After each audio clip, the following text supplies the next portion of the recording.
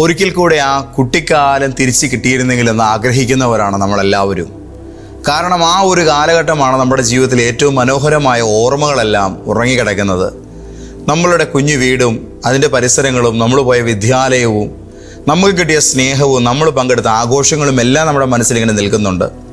സത്യത്തിൽ ഒരു സ്വർഗം എന്ന നിലയിലേക്ക് നമ്മൾ വിശേഷിപ്പിക്കുന്ന നമ്മുടെ കുഞ്ഞുകാലമാണ്. എന്നാൽ യേശു ഒരിക്കൽ പറയുകയുണ്ടായി, നിങ്ങൾ തിരിഞ്ഞ് ശിശുക്കളെ പോലെ ആയിത്തീരുന്നില്ല എങ്കിൽ സ്വർഗരാജ്യത്തിൽ കടക്കയില്ല എന്ന് സത്യമായിട്ട് ഞാൻ നിങ്ങളോട് പറയുന്നുവെന്ന്. വിശുദ്ധ മത്തായിയുടെ സുവിശേഷം 18-ാം അധ്യായത്തിൻ്റെ 3-ാമത്തെ പരിശുദ്ധ വചനത്തിലാണ് വാഴ്ത്തപ്പെട്ട കർത്താവ് ഈ പ്രഖ്യാപനം നടത്തുന്നത്. എന്തുകൊണ്ടാണ് യേശു ഒരു കുഞ്ഞിനെ ചൂണ്ടിക്കാട്ടിക്കൊണ്ട് സ്വർഗരാജ്യം ഇങ്ങനെയാണ് എന്ന്, അല്ലെങ്കിൽ ഇതുപോലൊരു കുഞ്ഞിനെ പോലെ നിങ്ങൾ ആയില്ല എങ്കിൽ സ്വർഗരാജ്യത്തിൽ കടക്കയില്ല എന്ന് പറഞ്ഞത്? യേശു വലിയ കാര്യങ്ങളെ ഏറ്റവും ലളിതമായി പറയാൻ ശ്രമിച്ച ഒരാളാണ്. കർത്താവിൻ്റെ ഓരോ ഉപമകൾ 1000 ദൈവദാസന്മാർ ഒരേ സമയം പ്രസംഗിച്ചാലും അതിനകത്തുനിന്ന് 100 കണക്കിന് വചനവെളിപ്പാടിൻ്റെ തലങ്ങൾ ഇന്നും തുറന്നു വരും. കാരണം അത്രത്തോളം യേശുവിൻ്റെ വാക്കുകൾ ശക്തിയുള്ളതാണ്, അർദ്ധഗാംഭീര്യം ഉൾക്കൊള്ളുന്നതാണ്. ദൈവരാജ്യത്തിൻ്റെ ഏറ്റവും ശക്തമേറിയിരിക്കുന്ന രഹസ്യങ്ങൾ വെളിപ്പെടുന്ന ഈ ദൈവവചന കേൾവിയിലേക്കാണ് ഇന്നത്തെ ദൂതിലൂടെ കർത്താവ് നമ്മളെ കൊണ്ടുപോകുന്നത്. ഇത് ഈ ഒരു ശുശ്രൂഷയുടെ 3-ാം ഭാഗമാണ്. നിങ്ങൾ ഇതിൻ്റെ 2 ഭാഗങ്ങൾ കേട്ടില്ലെങ്കിൽ നിശ്ചയമായിട്ട് കേൾക്കണം, ഇല്ലെങ്കിൽ അത് നിങ്ങൾക്ക് ഒരു വലിയ നഷ്ടം തന്നെയായി തീരും. പ്രിയപ്പെട്ടവരെ, ഇന്നത്തെ പ്രവചന ദൂതിലേക്ക് വാഴ്ത്തപ്പെട്ടവനായ നമ്മുടെ കർത്താവായ യേശു ക്രിസ്തുവിൻ്റെ സ്നേഹം നിറഞ്ഞ നാമത്തിൽ നിങ്ങൾക്ക് എല്ലാവർക്കും സന്തോഷത്തോടുകൂടെ വന്ദനങ്ങൾ. ഒരു കുഞ്ഞിനെക്കുറിച്ച് നമ്മൾ പറയുമ്പോൾ എന്തുകൊണ്ട് ആ കുഞ്ഞിനെ പോലെ സ്വർഗരാജ്യത്തിൻ്റെ അനുഭവങ്ങളാകുന്നു എന്ന് യേശു പറയുന്നു. ഒരു കുഞ്ഞിനെ സംബന്ധിച്ചിടത്തോളം അത് സ്വീകരിക്കുന്ന ഒരു സഹായം, അത് അഹങ്കാരം നിരസിച്ചുകൊണ്ടാണ് ഏതൊരു സഹായവും സ്വീകരിക്കുന്നത്. ഒരു ആവശ്യമുണ്ടെങ്കിൽ ഒരു പൈതലും അത് മറച്ചു വെക്കില്ല. വിശക്കുന്നുണ്ടെങ്കിൽ അവർ നമ്മളോട് പറയും, എനിക്ക് വിശക്കുന്നു. ഇനി സംസാരിക്കാൻ ശേഷിയാകുന്നതിന് മുൻപാണെങ്കിലോ ഒരു കുഞ്ഞ് കരയും. ആ കുഞ്ഞ് കരയുമ്പോൾ അമ്മയ്ക്കറിയാം ഇത് കരയുന്നത് ഈ നിലയിൽ തണുത്തിട്ടാണോ, വിശന്നിട്ടാണോ, കൊതുക് കുത്തിയിട്ടാണോ, എന്തിൻ്റെ പേരിലാണ് ഒരു പൈതൽ ഇങ്ങനെ കരയുന്നതെന്ന്. ഒരു സഹായം വേണമെങ്കിൽ നമ്മുടെ മക്കൾ നമ്മളെ വിളിക്കും. തനിക്ക് കഴിയില്ല എന്നുള്ളൊരു കാര്യത്തിൽ അവർ അഭിമുഖീകരിക്കുമ്പോൾ എനിക്ക് പറ്റുന്നില്ല എന്നുള്ള കാര്യം അവർ തുറന്ന് സമ്മതിക്കും. എന്നാൽ മുതിർന്നവരായ നമ്മൾ പലപ്പോഴും വേദനകളെ മറച്ചു വെക്കുന്നവരാണ്. നമ്മുടെ ബലഹീനതകളെ നമ്മൾ ഒളിപ്പിച്ചു വെക്കാൻ ശ്രമിക്കുന്നവരാണ്. സഹായം ചോദിക്കാൻ ആവശ്യകത ജീവിതത്തിൽ ഇടിച്ചിടിച്ച് നിൽക്കുമ്പോഴും നമ്മൾ പലപ്പോഴും സഹായങ്ങൾ ചോദിക്കുന്നതിൽ മടി കാണിക്കുന്നവരാണ്. ആത്മീക ജീവിതത്തിലും നമ്മൾ പലപ്പോഴും ഇത് തന്നെ കാണിച്ചു കൂട്ടാറുണ്ട്. എന്നാൽ യേശു ക്രിസ്തു ഒരു കുഞ്ഞിനെ ചൂണ്ടിക്കാട്ടിക്കൊണ്ട് നിങ്ങൾ ഇതുപോലെ ആകണമെന്ന് പറയുമ്പോൾ ഒരു കുഞ്ഞിൻ്റെ സ്വഭാവം നമ്മളോട് പറയുന്നത്, നിങ്ങൾ എന്ത് ആവശ്യമുണ്ടെങ്കിലും കർത്താവിനോട് തുറന്നു പറയൂ എന്നുള്ളത് തന്നെയാണ്. കർത്താവേ, എനിക്ക് കഴിയുന്നില്ല, നീ എന്നെ സഹായിക്കണമേ. അപ്പോൾ യേശുവേ, എന്നെയും കൊണ്ട് ഇത് നടക്കത്തില്ല, അങ്ങയുടെ സഹായം എനിക്ക് ആവശ്യമാണ്. ഈ നിലയിൽ ഒരു പൈതലിനെ പോലെ നമുക്ക് ജീവിതത്തിൻ്റെ അടിയന്തര ഘട്ടങ്ങളിലോ അല്ലാത്ത മേഖലകളിലോ കർത്താവിൻ്റെ സഹായം ആവശ്യമായി വരുമ്പോഴൊക്കെയും ഒരു മടിയും കൂടാതെ, ഒരു അഹങ്കാരവും കൂടാതെ, നമുക്ക് പറ്റാത്ത കാര്യം പറ്റത്തില്ലെന്ന് തന്നെ പറഞ്ഞുകൊണ്ട് ദൈവകരങ്ങളിലേക്ക് സമർപ്പിക്കാം. പലപ്പോഴും നമ്മളെടുക്കുന്ന തീരുമാനങ്ങൾക്കൊരു പ്രശ്നമുണ്ട്. നമ്മളെ കൊണ്ട് വയ്യാത്ത കാര്യങ്ങൾ നമ്മളങ്ങ് തീരുമാനിക്കും. ഞാൻ ഇനി മുതൽ ഇങ്ങനെ ആയിരിക്കും, ഞാൻ ഇങ്ങനെ ആയിരിക്കും, കർത്താവേ ഞാൻ ഇന്ന് മുതൽ ഇത് ചെയ്യും. പക്ഷേ നമ്മൾ 1-2 ദിവസമൊക്കെ നമ്മളെ ഒരു രീതി ചെയ്യാൻ ശ്രമിക്കും. 3-ാമത്തെ ദിവസം മുതൽ നമ്മളത് അപകടത്തിലാക്കുകയും ചെയ്യും. നേർന്നിട്ട് നിവർത്തിക്കാതിരിക്കരുത് എന്ന് ദൈവവചനം പറയുന്നുണ്ട്. നമ്മളെ കൊണ്ട് കഴിയുന്ന കാര്യങ്ങൾ മാത്രം നമുക്ക് ആരംഭിക്കാം. അടുത്ത കാര്യം എന്ന് പറയുന്നത്, ഒരു കുഞ്ഞിന് ഏത് സ്ഥാനത്തേക്കാളും അതിന് മാതാവിൻ്റെയും പിതാവിൻ്റെയും സാന്നിധ്യം പ്രധാനമാണ്. ഞാൻ നിങ്ങളോട് ചോദിക്കട്ടെ, ഒരു കുഞ്ഞിനെ കൊണ്ടുപോയി ഇന്നൊരു രാജസിംഹാസനത്തിൽ ഇരുത്തൂ. അവിടെ എത്ര ആദരവോടുകൂടി ഒരു കുഞ്ഞിനെ അലങ്കരിച്ച് ആദരിച്ച് ഇരുത്തിയാലും, എത്ര 1000 പേര് ആ പൈതലിൻ്റെ മുമ്പിൽ ആദരവുകൾ അർപ്പിക്കാൻ, ബഹുമതികൾ നൽകുവാൻ കാത്തു നിന്നെന്ന് പറഞ്ഞാലും ഒരു കുഞ്ഞ് അന്വേഷിക്കുന്നത് അവൻ്റെ അമ്മയായിരിക്കും, അല്ലെങ്കിൽ പിതാവിനെ ആയിരിക്കും. അതായത് പദവികളേക്കാൾ ഒരു കുഞ്ഞിന്, ഒരു ശിശുവിന് ഏറ്റവും പ്രധാനം ബന്ധമാണ്. പലരും ദൈവത്തിൻ്റെ സന്നിധിയിൽ കടന്നു വരുമ്പോൾ ആഗ്രഹിക്കുന്നത് അനുഗ്രഹവും ഉയർച്ചയും ശക്തിയും ശുശ്രൂഷയുമൊക്കെയാണ്. അഭിഷേകം മാത്രം ഫോക്കസ് ചെയ്തുകൊണ്ട് പലരും കർത്താവിൽ നിലനിൽക്കുന്നുണ്ട്. പക്ഷേ പ്രിയപ്പെട്ടവരെ, അതൊക്കെ തെറ്റായ ഒരു സമീപനമാണ്. നമുക്ക് കിട്ടുന്ന എല്ലാ ഗ്ലോറികളെക്കാളിലും, നമുക്ക് കിട്ടുന്ന എല്ലാ പ്രിവിലേജുകളെക്കാട്ടിലും നമുക്ക് യേശു ആയിരിക്കണം, നമ്മുടെ പിതാവായ ദൈവമായിരിക്കണം നമുക്ക് ഏറ്റവും വലിയത്. ശിശു സ്വഭാവമുള്ളൊരു ഹൃദയം നമ്മളോട് പറയുന്നത്, എല്ലാം ലഭിച്ചാലും കർത്താവിൻ്റെ സാന്നിധ്യമാണ് ഏറ്റവും വലുത് എന്നുള്ളത് നിങ്ങൾ തിരിച്ചറിയൂ എന്നുള്ളതാണ്. നമുക്കിന്ന് രാവിലെ കർത്താവിനോട് പറയാം, യേശുവേ, ജീവിതത്തിൽ എന്തെല്ലാം ഉണ്ടെങ്കിലും അങ്ങാണ് എനിക്ക് വലിയത്. ദാവീദ് തൻ്റെ ജീവിതത്തിൽ ദൈവത്തോട് പറഞ്ഞൊരു വാക്ക് 51-ാം സങ്കീർത്തനത്തിലുണ്ട്. നിന്റെ പരിശുദ്ധാത്മാവിനെ മാത്രം നീ എന്നിൽ നിന്നും എടുത്തു കളയരുത്. നിന്റെ രക്ഷയുടെ സന്തോഷമാണ് എനിക്ക് അനിവാര്യമായിരിക്കുന്നത്. തൻ്റെ സിംഹാസനം എടുക്കരുത്, അനുഗ്രഹങ്ങൾ പിൻവലിക്കില്ലേ എന്ന് പറഞ്ഞില്ല. എനിക്ക് അങ്ങയുടെ ആത്മാവിനെ മാത്രം നഷ്ടമാകരുത്. ജീവിതത്തിൽ ഏറ്റവും വലുതായി കർത്താവിനെ കാണാൻ ഇന്ന് രാവിലെ നമ്മൾ തയ്യാറാകുമ്പോൾ, എന്നെ മാനിക്കുന്നവനെ ഞാൻ മാനിക്കുമെന്ന് പറഞ്ഞിരിക്കുന്ന കർത്താവ് നമ്മുടെ ജീവിതത്തിൻ്റെ മറ്റെല്ലാ കാര്യങ്ങളെയും പരിഹരിക്കുക തന്നെ ചെയ്യും. ബൈബിൾ നമ്മളോട് പറയുന്നു, മുൻപേ അവൻ്റെ രാജ്യവും നീതിയും അന്വേഷിപ്പീൻ, അതോടുകൂടെ നിങ്ങൾക്കിതെല്ലാം ലഭിക്കും. ഈ ഒരു കുഞ്ഞിൻ്റെ സ്വഭാവത്തിൻ്റെ അടുത്ത പ്രത്യേകത അവരെല്ലാം പെട്ടെന്ന് വിശ്വസിക്കുമെന്നുള്ളതാണ്. ലോകം ഇന്ന് നമ്മളെ പഠിപ്പിക്കുന്നത് സംശയിക്കാനാണ്, ചോദ്യങ്ങൾ ചോദിക്കാനാണ്. പക്ഷേ ഒരു കുഞ്ഞ് അതിൻ്റെ അപ്പൻ്റെ കൈക്ക് പിടിക്കുമ്പോൾ ആ പിതാവിൻ്റെ കയ്യിൽ നിന്നും താഴെ വീഴില്ല, അല്ലെങ്കിൽ താഴെ വീഴാൻ അനുവദിക്കില്ല എന്നുള്ള വിശ്വാസമാണ് ഒരു കുഞ്ഞിനുള്ളത്. ഒരിക്കൽ ഒരു വലിയ അഭ്യാസിയായ മനുഷ്യൻ ലോകപ്രശസ്തമായ നയാഗ്ര വെള്ളച്ചാട്ടത്തിൻ്റെ കുറുകെ ഒരു വലിയ കയറ് കെട്ടി, ഒരു ഇരുമ്പ് വടം കെട്ടി ആ വടത്തിലൂടെ താൻ നടക്കുകയാണ്. ആ നടക്കുന്ന മാത്രയിൽ തൻ്റെ തോളിൽ ഒരു കമ്പ് അയാൾ ഇങ്ങനെ പിടിച്ചിട്ടുണ്ട്. ആ കമ്പിൽ പിടിച്ചുകൊണ്ടാണ് ആ മനുഷ്യനിങ്ങനെ ഓരോ ചുവടുകൾ വെച്ച് ഈ വലിയ തടാകത്തിൻ്റെ വെള്ളച്ചാട്ടത്തിൻ്റെ കുറുകെ ഇങ്ങനെ നടക്കുന്നത്. അക്കരെയും ഇക്കരെയും രണ്ട് വശങ്ങളിലായി അത് കാണുവാൻ 1000 അഭ്യാസ പ്രകടന പ്രേമികളായിരിക്കുന്ന മനുഷ്യർ വന്ന് നിൽക്കുന്നുണ്ട്. ഈ മനുഷ്യൻ ധൈര്യപൂർവ്വം ഓരോ ചുവടും വെച്ച് അക്കരെ മറികടന്ന ശേഷം അയാൾ അതുപോലെ തന്നെ തിരിച്ചിപ്പുറയെ എത്തിക്കഴിഞ്ഞിട്ട് അയാൾ ഒരു അനൗൺസ്മെൻറ്റ് നടത്തി, ഇനി ഞാൻ അപ്പുറത്തേക്ക് പോകുന്നത് കണ്ണുകെട്ടിയായിരിക്കും. അതുമാത്രവുമല്ല, നിങ്ങളിൽ ഒരാളെ ഞാൻ എൻ്റെ തോളിൽ വെച്ചുകൊണ്ടായിരിക്കും പോകുന്നത്. ആർക്കൊണ്ട് ധൈര്യം? ഞാൻ നിങ്ങളെ എൻ്റെ തോളിൽ വെച്ചുകൊണ്ട് അപ്പുറത്തേക്ക് പോകാം. ധൈര്യശാലികളായവർ വരൂ. അതുവരെ കൈകൊട്ടിയവരുടെ എല്ലാം കൈകൊട്ടലുകൾ നിന്നു. ഹോ മഹാത്ഭുതം, നിങ്ങളൊരു വലിയ മനുഷ്യനാണെന്ന് പറഞ്ഞവരൊക്കെ വാവത്താൻ തുടങ്ങി. കാരണം ആർക്കും അയാളുടെ തോളിൽ കയറിയിരുന്ന് അപ്പുറത്തേക്ക് പോകാനുള്ള ധൈര്യം വന്നില്ല.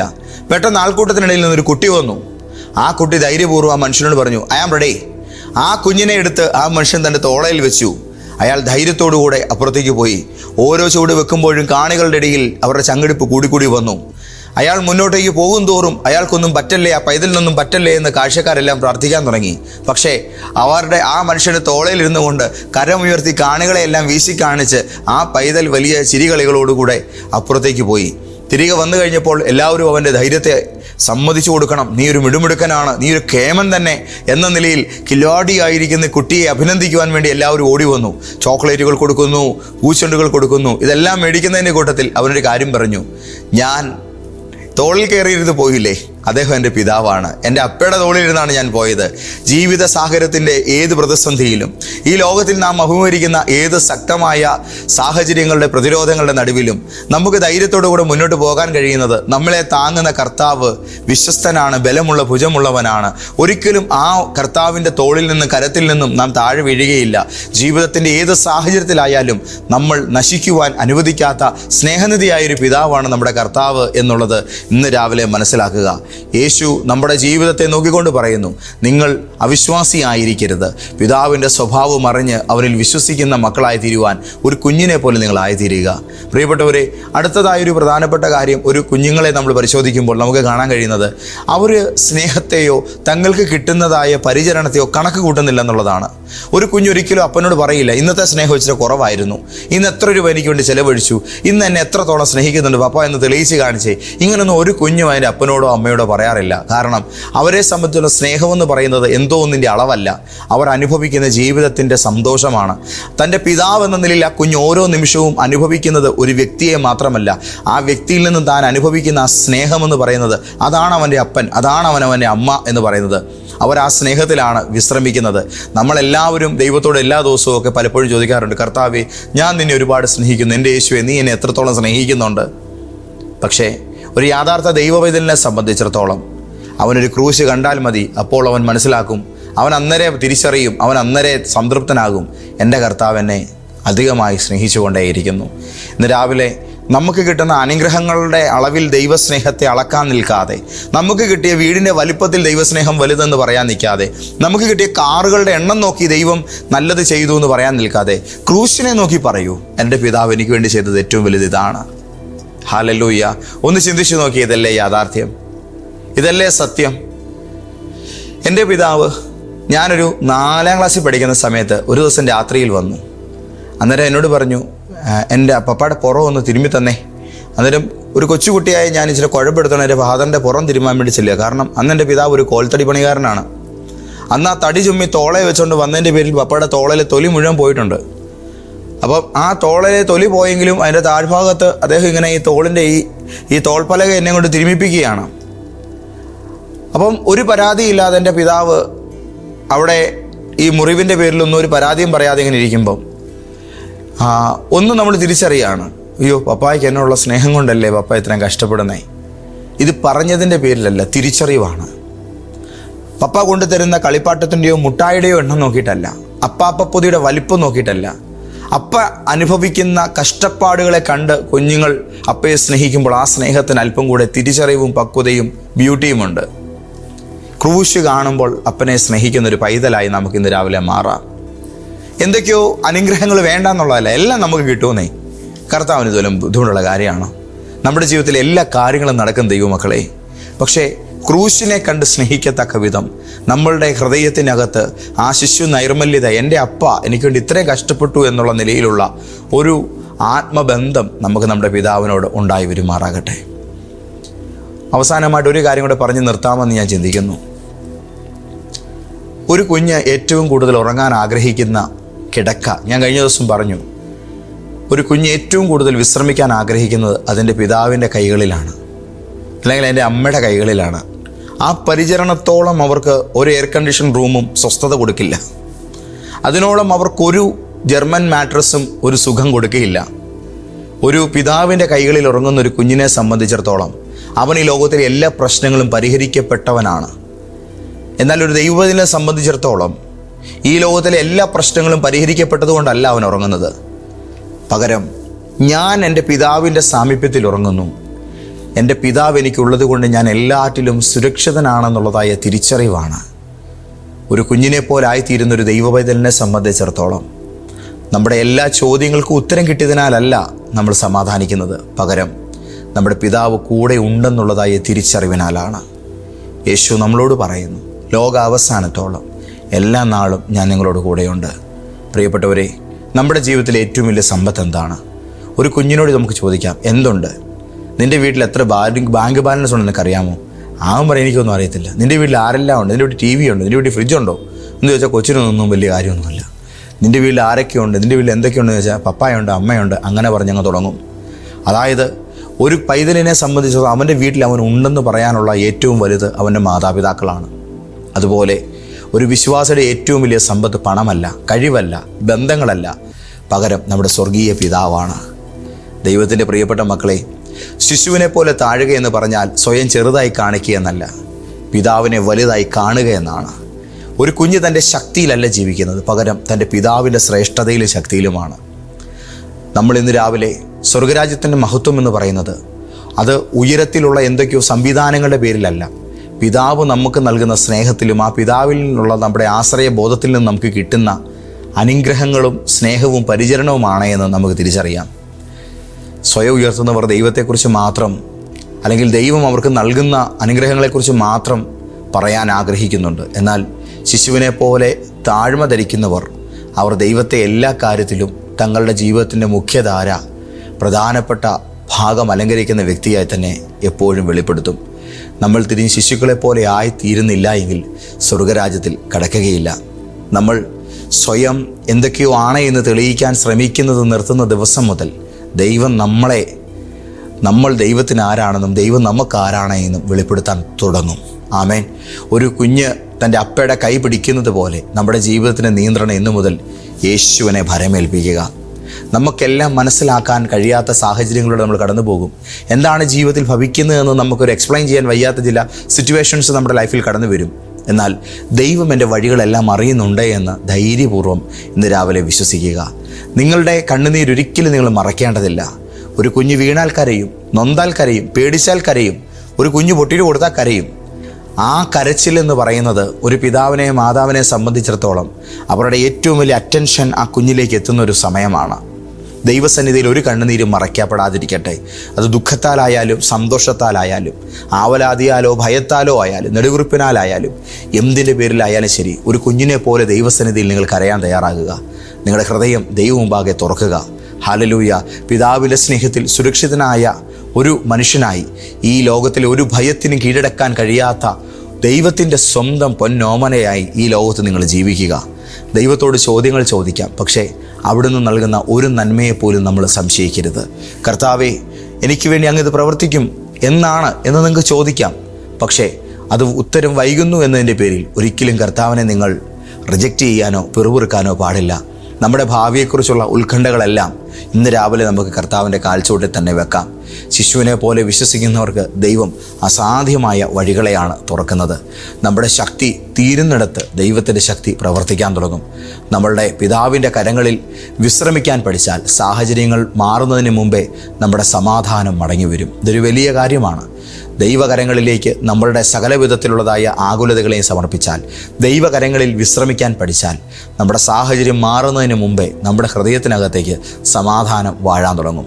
പ്രിയപ്പെട്ടവരെ, നിങ്ങളേറെക്കാലമായി സ്വയം ചുമന്നുകൊണ്ടിരിക്കുന്ന ചില ഭാരങ്ങൾ ഇന്ന് കർത്താവ് എടുത്തു മാറ്റുകയാണ്. നിങ്ങൾ കരുതുന്നതിലും കൂടുതൽ നിങ്ങൾ സ്നേഹിക്കപ്പെടുന്നൊരു വ്യക്തിയാണ്. നിങ്ങൾ വിചാരിച്ചതിനേക്കാൾ കൂടുതൽ നിങ്ങൾ കർത്താവിൻ്റെ കരങ്ങളിൽ സുരക്ഷിതനാണ്. നിങ്ങൾ കാണുന്നതിലും വലിയ പദ്ധതികൾ ദൈവം നിങ്ങൾക്ക് വേണ്ടി ഒരുക്കി വച്ചിട്ടുണ്ട്. ശിശുവിനെ പോലെ വിശ്വസിക്കുന്നവർ അത്ഭുതങ്ങൾ കാണും. ശിശുവിനെ പോലെ ദൈവകരങ്ങളിൽ ഏൽപ്പിക്കുന്നവൻ സമാധാനം അനുഭവിക്കും. ഒരു ശിശുവിന് പിതാവിനെ കഴിയുന്നത് പോലെ കർത്താവിനെ ആശ്രയിക്കുന്നവർ ഒരിക്കലും ലജ്ജിക്കപ്പെടുകയില്ല. ഹല്ലേലൂയ. നിങ്ങൾ വഴി കാണുന്നില്ലായിരിക്കാം, പക്ഷേ നിങ്ങളുടെ പിതാവിന് വഴികൾ അറിയാം. അതുകൊണ്ട് ഭയപ്പെടരുത്. നിങ്ങൾക്ക് മുന്നോട്ട് എന്ത് ചെയ്യണമെന്ന് അറിയില്ലായിരിക്കാം, പക്ഷേ നിങ്ങളുടെ ഭാവി എന്തായി തീരണമെന്ന് കൃത്യമായ രൂപരേഖ നിങ്ങൾക്ക് വേണ്ടി ജീവൻ നൽകിയ നിങ്ങളുടെ പിതാവിന് നിങ്ങളെക്കുറിച്ചുണ്ട്. യേശു സകലതും അറിയുന്നു. അവിടുന്ന് ജീവിതത്തിലെല്ലാം നമുക്ക് വേണ്ടത് ചെയ്യും.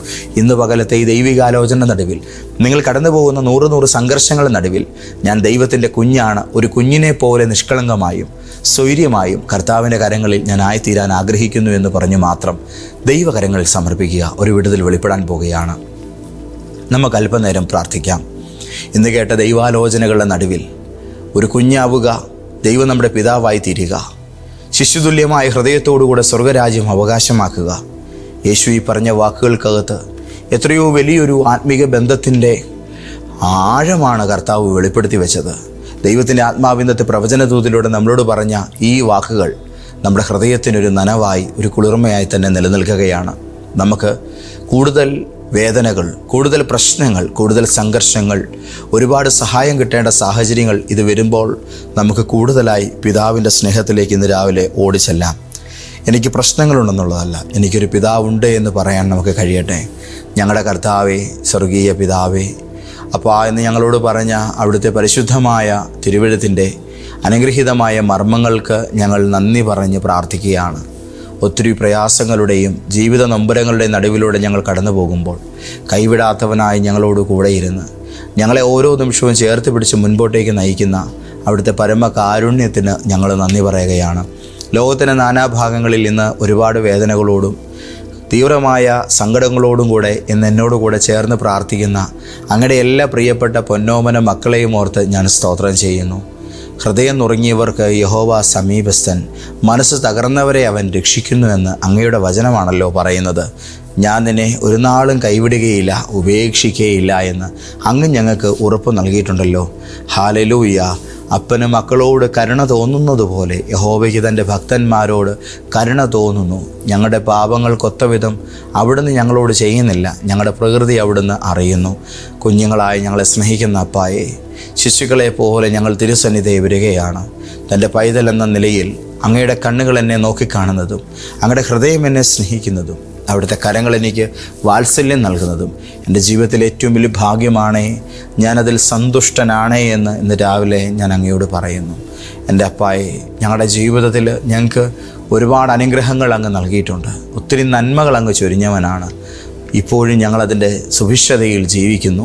പക്ഷേ ഞങ്ങൾ അങ്ങയോട് ഇന്ന് രാവിലെ തീർത്ത് പറയട്ടെ, ഞങ്ങൾ അനുഭവിച്ച ഏത് സന്തോഷങ്ങളെക്കാളും, ഞങ്ങൾക്ക് അങ്ങ് നൽകിയ എല്ലാ ദാനങ്ങളെക്കാളും ഞങ്ങൾക്ക് ഏറ്റവും വലിയവൻ ഞങ്ങളുടെ പിതാവാണ്. ഞങ്ങൾക്ക് ഏറ്റവും വലുത് ഞങ്ങളുടെ കർത്താവാണ്. അങ്ങ് എൻ്റെ അപ്പയാണ്, അങ്ങ് എൻ്റെ അമ്മയാണ്. അങ്ങനെക്കെല്ലാമാണ് എൻ്റെ പൊന്നേശുവേ. നന്ദി നിറഞ്ഞ ഹൃദയത്തോടെ കാൽവറിയിൽ ഞങ്ങൾക്ക് വേണ്ടി ജീവൻ നൽകിയ ഞങ്ങളുടെ കർത്താവിനെ ഞങ്ങൾ സ്നേഹിക്കുന്നു, സ്തുതിക്കുന്നു. ഞങ്ങൾ മുൻപേ ധ്യാനിച്ച പോലെ ക്രൂശ് കാണുമ്പോൾ ഞങ്ങളുടെ പിതാവ് ഞങ്ങൾക്ക് വേണ്ടി എടുത്ത എഫേർട്ട് ഞങ്ങൾക്ക് മനസ്സിലാകും. അനുഗ്രഹങ്ങൾ കണ്ടില്ലേലും ക്രൂശ് കണ്ടാൽ ഞങ്ങൾ സ്നേഹിച്ചു പോകും. അത്രമേൽ ഞങ്ങൾക്ക് അങ്ങ് പ്രിയപ്പെട്ടവനാണ്. ഇന്ന് പകൽ ലോകത്തിൻ്റെ നാനാകോണുകളിലുള്ള അങ്ങയുടെ എല്ലാ പൊന്നുമക്കളെയും ഈ കാൽവറി ക്രൂശിലൂടെ വെളിപ്പെട്ട ദൈവസ്നേഹത്തിൻ്റെ പിതൃ അനുഗ്രഹത്തിൽ, സ്നേഹാനുഭവത്തിൽ ബ്ലസ് ചെയ്ത് ഞാൻ പ്രാർത്ഥിക്കുന്നു. സന്തോഷങ്ങളും സമാധാനങ്ങളും എല്ലാവരുടെ മേലും ഉണ്ടാകട്ടെ. യേശുവിൻ്റെ നാമത്തിൽ തന്നെ. ആമേൻ, ആമേൻ, ആമേൻ. ഞാൻ അനുഭവിക്കുന്ന സമാധാനം ദൈവം എൻ്റെ പിതാവായി എന്നുള്ളതാണ്. ഈ ഒരു ശിശുതുല്യമായ ഹൃദയത്തോടുകൂടെ സ്വന്തം ജീവിതത്തെ നോക്കിക്കാണാൻ ഇപ്പോഴും എൻ്റെ കാര്യങ്ങൾക്ക് വേണ്ടി യത്നിക്കുന്നത് എൻ്റെ പിതാവായ ദൈവമാണ് എന്നുള്ള ധൈര്യത്തിൽ എൻ്റെ കാര്യങ്ങളിൽ ധൈര്യപൂർവ്വം ഇറങ്ങാൻ എന്നെ പ്രേരിപ്പിക്കുന്നത് കർത്താവായ യേശുക്രിസ്തുവിനെ രക്ഷകനും കർത്താവുമായി ഞാൻ സ്വീകരിച്ചു എന്നുള്ള നല്ല ബോധ്യവും ധൈര്യവുമാണ്. യേശുവിനെ നിങ്ങൾ കൈക്കൊള്ളുകയും ആ നാമത്തിൽ വിശ്വസിക്കുകയും ചെയ്യുകയും ചെയ്താൽ മാത്രമേ ദൈവത്തിൻ്റെ മക്കളായിത്തീരാൻ നിങ്ങൾക്ക് അവകാശവും അധികാരവും ലഭിക്കുകയുള്ളൂ. സൃഷ്ടിപരമായ ദൈവം എല്ലാവരുടെയും പിതാവ് തന്നെയാണ്. എന്നാൽ യേശുവിനെ കൈക്കൊള്ളുന്നവരാണ് ദൈവത്തിൻ്റെ പ്രിയപ്പെട്ട മക്കൾ. ഈ പദവിയിലേക്ക് എത്താൻ കുറുക്കുവഴികളൊന്നുമില്ല. നമ്മൾ മറ്റ് യാതൊരുവിധമായ വഴികളോ പ്രവൃത്തികളോ തേടിയിട്ടും കാര്യമില്ല. വിശ്വസിക്കണം. എൻ്റെ പാപങ്ങളുടെ പരിഹാരത്തിനാണ് യേശു ക്രൂശിൽ മരിച്ചതെന്ന് വിശ്വസിക്കണം. ആ വിശ്വസിക്കുന്ന കാര്യം നാക്കുകൊണ്ട് വിളിച്ചു പറയണം. എൻ്റെ പാപങ്ങളുടെ പരിഹാരത്തിനാണ്, എൻ്റെ ജീവിത തകർച്ചകൾക്ക്, എൻ്റെ രോഗങ്ങൾക്ക്, എൻ്റെ മരണം ഇല്ലാതാക്കാനാണ് എൻ്റെ കർത്താവായ യേശു അങ്ങ് ക്രൂശിൽ മരിച്ചത്. നിങ്ങളത് പറഞ്ഞ് ഉയർത്തെഴുന്നേറ്റവനായ കർത്താവിനെ നിങ്ങളുടെ ഇനിയുള്ള ജീവിതകാലത്തിൻ്റെ നാഥനായി, രക്ഷകനായി നിങ്ങൾ ഹൃദയം കൊണ്ട് അംഗീകരിക്കുമ്പോൾ നിങ്ങൾ ദൈവത്തിൻ്റെ ഏറ്റവും വലുതിനെ അംഗീകരിക്കുകയാണ്. യേശുവിനെ അംഗീകരിക്കുന്നവനെ ഞാൻ പുത്രനായി അംഗീകരിച്ചോളാം എന്നുള്ളൊരു ഡീലാണ് ദൈവം വെച്ചിരിക്കുന്നത്. അതൊരു ഡീല് തന്നെയാണ്. കാരണം ഒരുപാട് പേർ യേശുവിനെ റിജക്റ്റ് ചെയ്തു. ഒരുപാട് പേർക്ക് യേശുവിനെ എന്നും വേണ്ട.